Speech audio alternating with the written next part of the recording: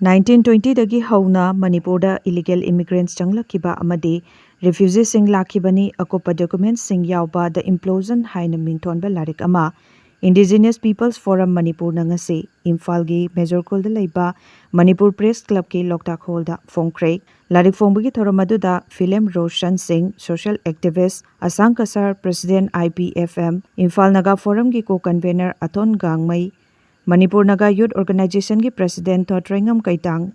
Imagi Maira ki President Sujata asina chingba luchingba singna saruk yakhe Lairik phongbagi thoram asida Indigenous Peoples Forum Manipur ki President Asang Kasarna phongdokhibada Manipur da Yelhomi Singh amadi atopa furup mayam sing matam sangna nungsi chanana hingminarambani adubo khangaudana changlakkiba illegal immigrants sing refugees singna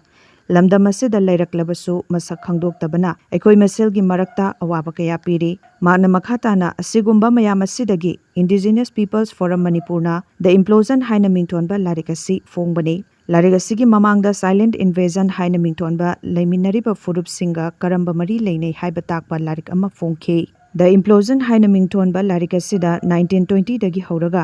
Manipur da lona changlakkiba illegal immigrants amadi refugees singi history lengakna thokiba order amadi notice sing Manipur archive amadi source kaya dagi khomgat chaduna documents sing collect tawduna lairik asi phongbani haikhe